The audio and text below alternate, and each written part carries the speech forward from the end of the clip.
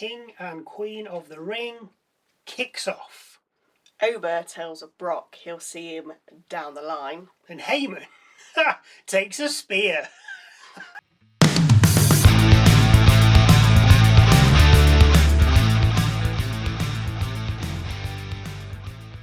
Ciao, benvenuto a Wrestle MSX. Il miglior canale di wrestling di cui non hai mai sentito parlare. In Michaela, Sono Selly.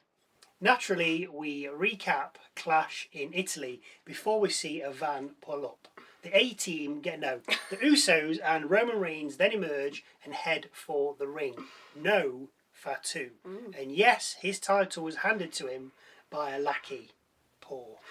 After a 20-minute entrance and singing from the crowd, the OTC finally speaks after 12 minutes 45. He's looking forward to Acknowledgement Day, with Jay then saying it's his first day on the job and he's late, referring of course to Fatu. Jay then calls out Jacob, with the Samoan werewolf then heading out. Reigns doesn't want to drag this out and tells him it's time, with Fatu then snatching a mic from Jay's hand. Fatu says he knew what he was getting into at Tribal Combat, with Reigns then checking his watch. Fatu said he lost in front of his children, but he'll keep his word, and then says he lost to his tribal chief. He then turns to Jay and says, I didn't lose to you, before then telling Roman he acknowledges him, before getting on bended knee and raising his right hand. Reigns clasps his hand, gets him up, and says he loves him, with Jimmy then firing a warning shot to the locker room, saying they're the ones. All four men then stand front and centre and acknowledge, which kind of leads into a little bit about what we said with, if Jacob loses, is he going to be Roman's attack werewolf? Yeah. And I think he could be. Yeah, definitely. We then learn, after Raw and Netflix, we can watch the Mask versus Mask match from Saturday. If you don't know who won it, it was El Grande Americano. Nice. We then have a brief history of King and Queen of the Ring before seeing the draw for the women's and then men's tournament. Graves at this point says the winner of the men's, obviously, will face Rhodes at SummerSlam. But why not Reigns? Yeah. And does that mean then that Rhodes will carry the title all the way to SummerSlam? Because to me, that's what it's saying. Yeah. You can pick. So yes. otherwise just said. So I think, whoever, because the winner will then fight a champion at SummerSlam, but Graves has gone, it's going to be Cody Rhodes. So, spoiler. Well done, Corey. Anyway, so up next, the first King of the Ring Fatal 4-Way qualifying match. Penta, Carmelo Hayes, Solo Sikoa with Tala and Ober Femi. Hayes and Penta try and jump Femi to start with, but just bounce off him, with the three then going for the ruler when the bell rings. Solo and Femi fight outside the ring, with Hayes going toe-to-toe with Penta. This is busy, with Femi double choke slamming Penta and Hayes, and Solo and Tala then double teaming Ober outside the ring. A Penta driver nets Penta 2 on Hayes, with Ober then coming back and destroying all. Tala goes onto the announcer's desk, Solo gets thrown across the ring and hit with Fall from Grace, before then being covered for the 3. After the match, Ober echoes what Brock said to him about what he would do after taking a beating. He says he's still standing and then reminds Brock it's 1-1 and he'll see him down the line. So, SummerSlam for match 3 and retirement for Brock. But if he does go to SummerSlam, that means that Ober's not going to win King of the Ring.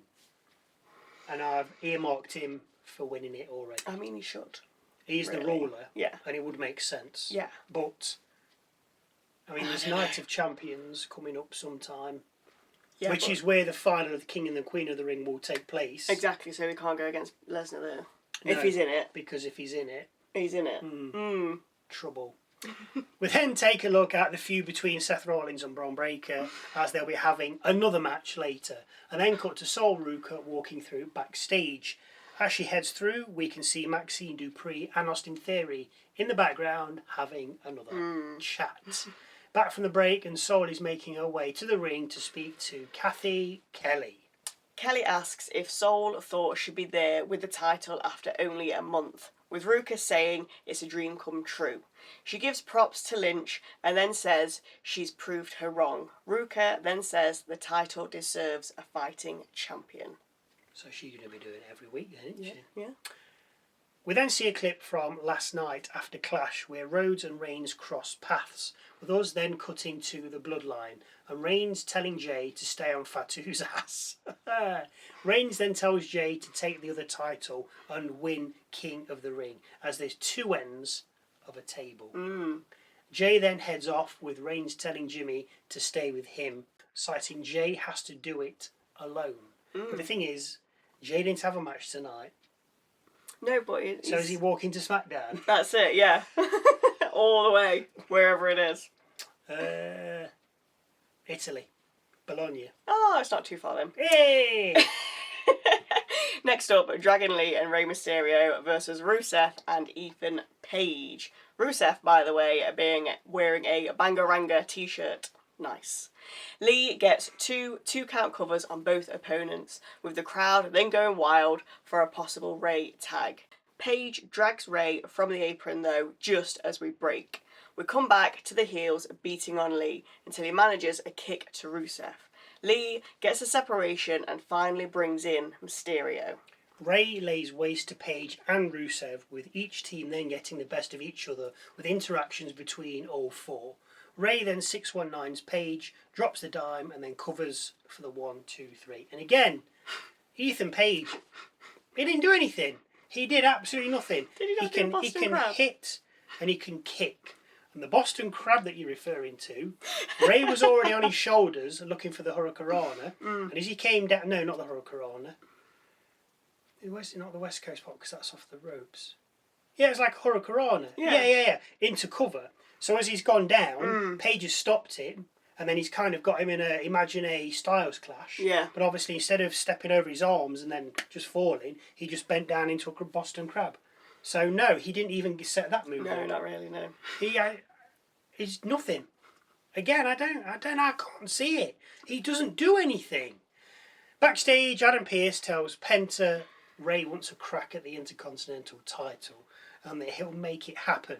Penta then heads off with LA Knight bemoaning the Bloodline and then asking Pearce if he feels oozy. Pearce goes off at Night saying he speaks with Reigns a lot because he's the World Heavyweight Champion. Pearce then points with Knight asking what that is before raising his hand to this. Knight then says he makes him sick before walking off. We see a few clips from the Mask versus Mask match and then have the first Queen of the Ring tournament match, a fatal four-way between Iyo Sky, Roxanne Perez, Giulia and Lash Legend. Giulia is sporting a new look with the three smaller women teaming up on Lash when the bell rings. Again, this is busy like the men's, with Perez tricking Giulia into an alliance, only to break it seconds later by smashing her head first into the announcer's desk. Sky hits a bullet train to Giulia and Perez, with Lash then grabbing her before she could do any more damage. Giulia then lands Riverducci to Lash and covers for 2. Lash then powerbombs Giulia and Perez before dishing out Lash extensions to both and covering Giulia. Sky makes the save by coming off the top rope and landing on Lash before going high again and landing an over the moonsault to Giulia and covering for the victory. Backstage, Dupri is moaning to Pearce about not being in the Queen of the Ring tournament, with Pearce saying if there's an opening, she's in. Kinda. Pearce heads off, with Otis then saying he's noticed she's hanging around with Austin Theory a lot. You're not the only one, Otis. Before adding he's bad news. Dupri says she knows what she's doing and asks them to trust her. This makes me think... Oh, steady on. Whoa! I went lightheaded. This makes me think that she may attack someone to get in Queen of the Ring, or get Austin to somehow attack someone. So there's a space free and she gets in, with Pearce saying that. Like you're thinking, yeah, that's fair enough. I have the odd good idea. Yeah, that's a good one, yeah. Yeah, because he actually said if something... You're the top of the list. If a spot becomes available. If a spot becomes available, you're top of the list. Yeah. So, yeah, she might make a spot become available. Fair put all theory, as you say. Yeah. But then he's got to attack. That's why I kind of stopped. In the Attitude Era, it would happen, yeah. That happened, so Because let's remember, it's wrestling, it's not real. What? Spoiler. After a Danhausen and the cursing and uncursing of the New York Knicks package, we cut to Kathy Kelly asking Bayley and Lyra Valkyria what happens if they cross paths in the Queen of the Ring tournament. Now I thought they were just going to be like, we'll just get it on. Yeah. Bayley says they're looking for the women's tag titles, with Lyra then seeing Sol Ruca. Lyra asks Sol if she can challenge her, with Sol agreeing. Bayley then heads over and tells Lyra they're in the middle of something, with Sol then heading off. Lyra then just grabs Bayley and shakes her with joy before heading off. Yeah, I don't know what's going on there. I forgot Lyra couldn't challenge Lynch. Yeah, I did as well. Because that was months ago. Yeah. But at least they've kept that storyline I going. mean, yeah, they like, kept true to that one thing. I don't know what happened to Not retirements, but that. Randy Orton and We don't Pat speak of that. Oh, when are they going to finish that storyline off? That's what I want to know. Anyway, that's not the point. Don't know what you're on about. They've remembered the storyline. Lyra's like, For yes, now Lynch hasn't got the title. Can I challenge you? So, yes. I'm not saying that Ruka's a poor champion, but Lyra needs to do more. So, giving her this title, as well as Ruka, they can just have a little battle between them. Yeah. But, yeah, good. In the Judgment Day locker room, Perez is upset at losing her Queen of the Ring match when Liv walks in and says she's had her head measured for the crown, with the rest of the room giving her a shut the hell up look. Liv tells Perez she knows she's upset, but to remember who we are and that we take opportunities. Liv says her and Dom will become the king and queen of the ring, and then realises that JD McDonough and Raquel Rodriguez are also in the tournament. She backtracks, saying any of us could win it, and then says she's proud of Perez. It would be good if Liv and Dom won, just like, because there were a couple of them being That king would and be queen of the ring. fantastic. That would be funny. Yes. But there's not been Ober much needs to of win. Liv since she's had that title. No, it's like they've got no idea of who she can go against. No, so yes, she I just- agree. Well, I think it's a bit like that Ripley thing. She's good with the title, Yeah, but if she hasn't got the title, she doesn't do anything. yeah. What's she doing? And I found that you can just, like, if Rhodes doesn't have the title, for argument, like Ford at the moment, Ford has no titles, but he's coming in, Yeah. he's helping Seth, but he's there, he's making himself, he's written into it. Just because you haven't got a title doesn't mean you can't be involved in something. And I think that Liv's just doing absolutely nothing at the moment, which is a shame. So, to the last match of the night and the main event of the evening: Seth Rollins versus Bron Breakker. Again, Breakker with Heyman.